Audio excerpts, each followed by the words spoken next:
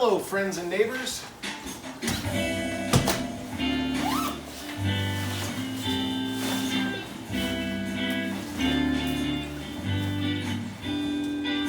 Welcome to the neighborhood where people choose to smile. It's a beautiful day, won't you stay for a while? Happy in this beauty wood, it's neighborly and kind. Of all the neighbors in the world, I'm happy that you're mine. Let's make the most of this beautiful day. While we're together, we'll laugh and we'll play. Won't you, my neighbor, today?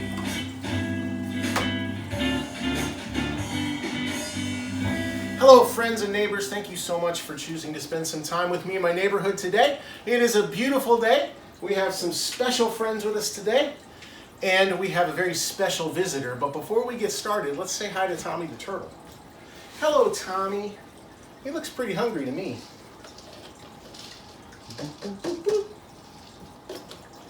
Tommy. Tommy's hiding. Tommy's over here in the corner. I don't think you can see him. It's kind of dark down there. But I guess he's having one of those days where he doesn't want to come out and play. That's okay. The food will be there later when he's ready to eat. Do you have those days when you don't want to come out and play too? Sometimes I do. I guess today's one of those for Tommy. Okay, well, look, there's somebody in my chair. This is Lizzie. I'd like you to meet Lizzie. She is one of our pups. We have 3 dogs. Liz, can I sit with you? Would you like to sit on my lap? I don't think I should sit on your lap. I don't think I should sit on Lizzie's lap. Here. Come on up. All right. Lizzie and I, we hang out. She's a good friend. She's one of our pets. So we have 3 dogs. Oh, it's kiss time. We have 3 dogs, and of course Tommy the turtle. And we also have a cat. Now our cat is very shy. She doesn't come out very often. But we have a little bit of video of her for you to watch. So let's take a look at that right now.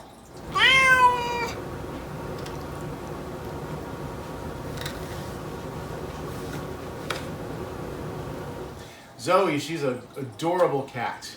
She likes to stay in our daughter's room there and likes to climb around on her cat obstacle course, or cat-obstacle course as I like to call it.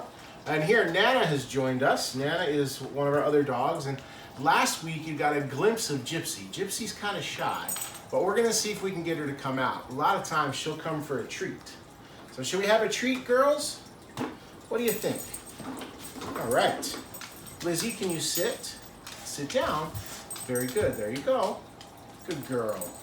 Nana, look at you, you're already sitting. Good girl. Gypsy. Gypsy, would you like a treat? Oh, I hear her, here she comes. Hi, Gypsy. Can you sit down? Can you sit down? Sit down. This is Gypsy, she's our 3rd pup. She's a little shy. Can you sit? Sit down. Sit down. I don't think she's gonna sit today, but I'm gonna give her a treat anyway. Okay, so Nana and Lizzie and Gypsy and Tommy the turtle and Zoe the cat, they are all our pets. And I have a friend that I grew up with who has some other animals that she would love to show us, but we can't go there because she lives far away. Let me show you. I have a map here, and I'll bring it a little closer so you can see better. This is a map of North America, and the United States, where we live, is on the continent of North America. Now, I live over here on the eastern side of the United States. But my friend Beth Ann, she lives all the way over here in Alaska, all the way across the United States and all the way up here, really far away, about 4,000 miles away. So thanks to the video phone and technology, we can say hi to Beth Ann. So let's see what Beth Ann's up to. Hey Beth Ann, how are you? Hi, Mr. Monte, and hello, friends and neighbors. Welcome to the Alaska Zoo in Anchorage, Alaska. It's a beautiful day here today. It's about 60 degrees, and the sun is shining and the skies are blue. We are here in the land of the midnight sun. Alaska is known for having lots of sunlight during our summer months, and today we are actually going to be able to experience almost 20 hours of sunlight. The sun rose this morning at 4:20 and will be setting at right around midnight tonight. It's going to be quite a long day and a beautiful day and an exciting day here at the zoo. I really look forward to meeting you all, and I'd like to introduce you to some of my friends and neighbors here at the zoo. So, hang on tight, and we're going to go make some friends. Beth Ann, it is so great to see you. Thanks so much for joining us via the video phone all the way from Alaska. Is there anything you'd like to tell us about the Alaska Zoo before we meet some of your friends and neighbors? Before we get started, let me tell you a little bit about how the Alaska Zoo began. Back in 1966, a gentleman won an elephant in a contest. An elephant, of all things, in the state of Alaska. It was a baby elephant, so he didn't think it was quite a big deal, but he soon came to realize that he was going to need help taking care of that elephant. There was a kind lady in the area that owned a heated horse barn named Sammy, and Sammy offered her expertise in horse care to help take care of that elephant. So Annabelle, as she soon became known, moved into Sammy's heated horse barn and resided there. Annabelle soon became a quite popular member of the Alaska community, and everyone would come from near and far to come visit her. And with them, they would bring donations of food or money to help take care of her, because over time, this gentleman realized just how expensive and how much care an elephant actually required. So in turn, he actually gave that elephant over to Sammy so that she could continue providing it with a safe and healthy home. Over time, Sammy became known as a person that could take in just about anything. So she took in a haired seal named Oli, and she actually took in an Arctic fox that was orphaned as well, named Sally. And so they soon became to live with her as well. That seal actually lived in Sammy's bathtub, if you can believe that. So over time, with the help of the community and the donations, the Anchorage Children's Zoo was formed. And from that, many other orphans from the area came in to be a part of that zoo, from black bears and foxes, and at one point even a walrus came to live at the Anchorage Children's Zoo. By 1969, it became known the Alaska Zoo, as founded by Sammy and Annabelle the elephant. So over time, we have primarily become a facility that helps take care of orphaned and injured Alaskan wildlife. Everything from black bears and brown bears and wolves and foxes and coyotes and moose and caribou and mountain goats and Dall sheep and muskox and deer and all kinds of birds, wolverine and lynx, otters. We have quite a selection of the Alaskan native species here. Also, we have also become home to some other like climate animals from the Arctic and subarctic regions. So we also have snow leopards and Amur tigers and Bactrian camels. So we have quite a variety of critters here that people can come and see and connect with. So our Alaska Zoo loves to help take care of these babies. Of course, we can't keep them all, so we're also very important in helping these animals find other homes within the United States, where they can also be shared by other folks to visit that don't get the chance to come to Alaska to see some of the wildlife that Alaska has to offer. So that's a little bit of a history about the Alaska Zoo. So we would not be here without the help of Annabelle the Asian elephant, and of course our wonderful founder, Sammy. Beth Ann, that is some amazing history. I can't believe that a zoo started because someone won an elephant in a contest. Who gives away an elephant? But I'm so glad they did, because it started this whole thing. I can't wait to see your friends and neighbors, the animals there that you have to introduce us to. Let's go. I'd like to introduce you to our resident polar bear, Cranberry. Cranberry is actually a captive bred polar bear that was born and raised at the Denver Zoo in Denver, Colorado. Cran came to live with us in October of 2018 while Denver Zoo is working on rebuilding their polar bear habitat. Polar bears are very unique creatures. We're very fortunate here in Alaska that polar bears are actually our neighbors. We are the only state in the United States that has a natural population of polar bears. Cranberry is a female polar bear, and she's 18 years old.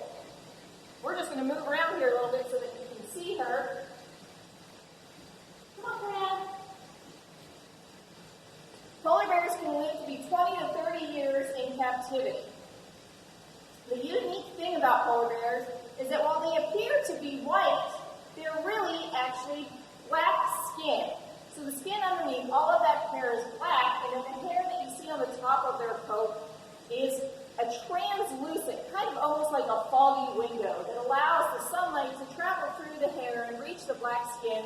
to keep them warm in the winter months. Polar bears live way up north in the Arctic regions and remain on the tundras until the sea ice forms, where they go out and they hunt their main prey, which is seals. Polar bears are also unique in that they are a marine mammal, much like seals and dolphins and whales, which is kind of interesting because they're bears. But they're marine mammals because their diet, the seals, are found in a marine source, and they really have to be out there and have that provided to them to survive. Cranberry, can you stand up? Good girl. Good girl. You can see their black paw pads on there and their black nose, showing some of the skin. And just how unique they can be. Polar bears are very important to our environment, and they are definitely affected by climate change, which is something you all may be learning about. They need the sea ice that's up north to survive, because they use that sea ice not only to hunt the seals, but also to find a mate and to dig a den so that they can give birth to their cubs. Female polar bears can weigh anywhere from 300 to 700 pounds. Cranberry here at the last weight was 426 pounds. So she's kind of a smaller bear, but we still think she's pretty cute. Can you wave to the folks? Wave. Good girl. Bears are very smart, and we do a lot of behaviors with them. Can you show us your paw? Good job. And these are all behaviors that help us look and make sure that these animals are healthy. Open. She's showing us her teeth to show that they're all in good shape. And she's very gentle when she takes her fish. So, this is Alaska's neighbor, the polar bear, Cranberry. And Cranberry would like to say hi to all of you out there. Right, Cran? All right, well, we'll move on to see our next friendly neighbor. See you soon. Cranberry is amazing. She's huge. I can't believe how big she is, and to think that she's a small polar bear. So who do we have next? And now I'd like to introduce you to some of our flippered friends. This is Onyx and Chloe, our Pacific harbor seals. Harbor seals are some of the most common seals that you'll see in this area. And if you notice between these two, there's a little tiny fella right here. That's Sammy. Sammy is their pup. She just turned a year old, and she was born last year on June 13th. So say a happy belated birthday to Sammy. Pacific harbor seals are very unique in that they are super smart and well adapted for their environment. They can hold their breath for up to 25 minutes underwater and dive to depths of 600 feet, which is pretty amazing. It kind of makes them the Olympic swimmers of the Pacific Ocean. They will migrate from warm temperature waters to cold temperature waters in search of their prey. They primarily eat fish. Oh, there's Sammy. Say hi to Sammy. Hi, Sammy. Very cute. So they will migrate from warm to cold waters, as I was saying, in search of their prey, which are fish. And they'll eat all kinds of fish, usually small smelt and herring and tiny fish like that. They'll also occasionally eat squid and lobster and sometimes crustaceans like crab. Harbor seals are very smart, as I was saying. They're easy to work with here in captivity, and they're very captivating to the folks that like to come visit the zoo because they get very engaged in the activity that's going on around them. They don't vary in color very much, except for kind of a black and a silver to a spotted gray, and this allows them to camouflage in their environment. They are marine mammals, which means that they have to surface for air. Well, hello, Sammy. And they have a fur coat, and they give birth to live babies. A baby seal like Sammy here is actually called a pup. And they have milk for those babies when they're born. An interesting thing, come on up, Onyx, and say hi. The interesting thing about baby seals is that when they're born, within a few hours, they're ready to swim and do their own thing. They can even hold their breath, and Mom will teach them how to dive and survive in the wild. Would you like to show them some things there, Onyx? Can you wave? You can, and you can give them a big stretch to show you how they're designed to swim in this sleek body frame through the water, just like little bullets. Can you open your mouth and show them your big teeth to help them catch their fish? And then if you look on their face, they have these beautiful whiskers that are super sensitive and allow them to actually track the movement of fish in the water by feeling the vibrations, which is pretty unique. That's an interesting moment there with Dad and daughter. Pretty cute. All right, Sammy. So, I'd like to say thank you for coming to meet our harbor seal family, Chloe, Onyx, and Sammy. And we look forward to maybe meeting one or two of our other Alaska Zoo friends. Beth Ann, Onyx, and Chloe, and Sammy, they are so cute. It's so wonderful that you get to work with these animals. Thank you so much for introducing them to us. I'm excited to see who else you have for us to meet. Now, this is one of my most favorite animals in the whole wide world, the coyote, or as some people like to call him, coyote. Coyotes are extremely adaptable and versatile, and they love life. Coyotes are found in 49 of the 50 United States. The only state that they're not found in is Hawaii, and I believe that that's because they can't swim that far. Coyotes are pretty unique in that they are so adaptable that they can live on just about anywhere in about any conditions. Here in Alaska, they're very common, and they're found in rural areas, neighborhoods, as well as out in the vast open areas. These are two boys, Levi and Hans, and they too are orphans that were brought here. This is Hans. He's an orphan from Oregon that came here, and then the little fellow back there that's giving him a hard time is Levi, and he is actually an orphan from California. These are two boys, and what they're doing right now is playing and just kind of enjoying life. The name coyote or coyote comes from a Native American term that actually means singing dog.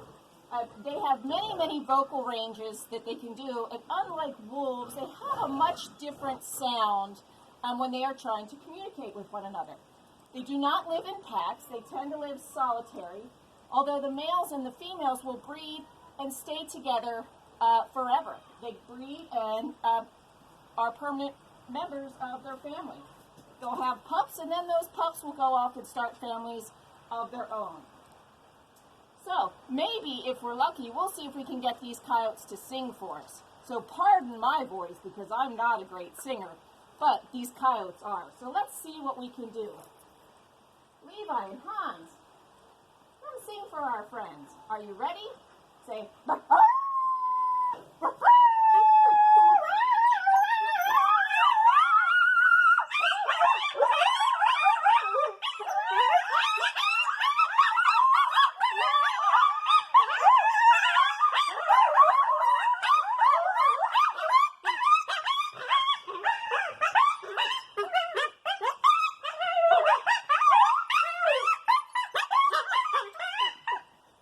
Well, that was pretty good, and as you can see, the sounds that they make can be kind of intimidating and a little scary if that's something that you actually hear out in the wild.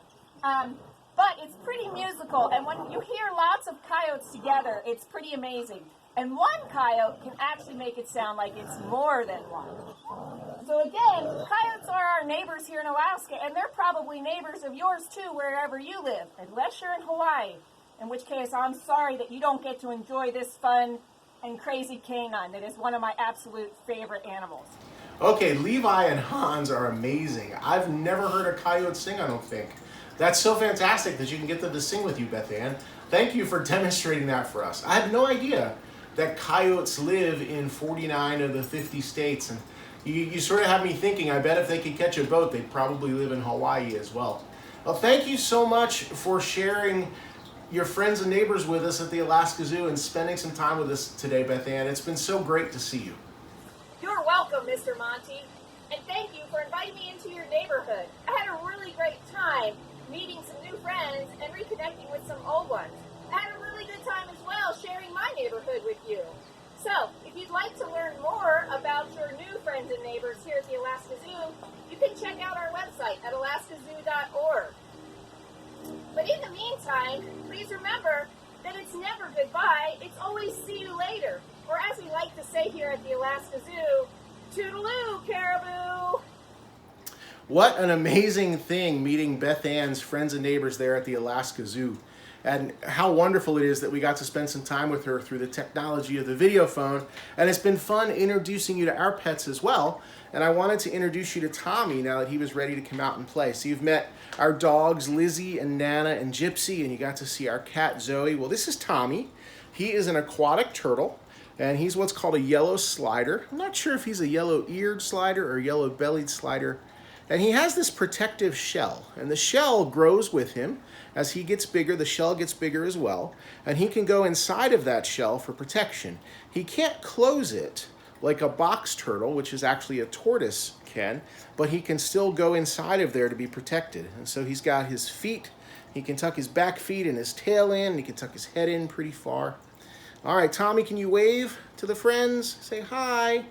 All right, well, it's been wonderful hanging out with you today. I have a song that we're going to sing about our pets.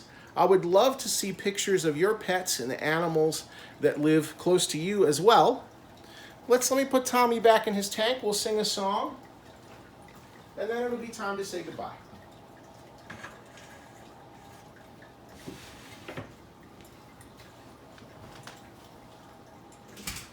All right, let's sing a song about our pets.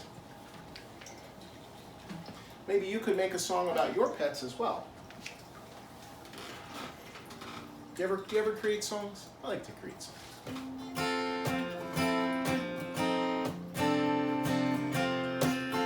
Here we go. We have a dog and a dog and a dog and a cat. How about you? We have a dog and a dog and a dog and a cat. Tommy the turtle too. We have a dog and a dog and a dog and a cat. How about you? We have a dog and a dog and a dog and a cat. Tommy the turtle too. Some animals live in the house, some live at the zoo. Like the lions, the tigers, the polar bears, the harbor seals and coyotes too. Some animals can live in your house, some live at the zoo.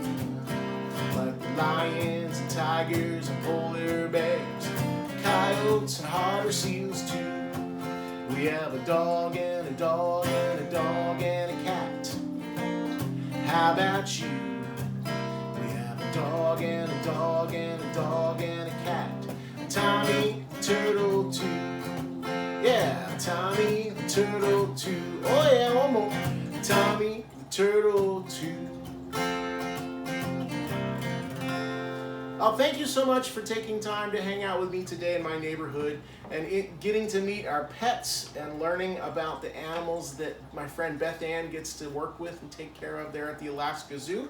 Would love to see some pictures of your pets. Let's sing our goodbye song.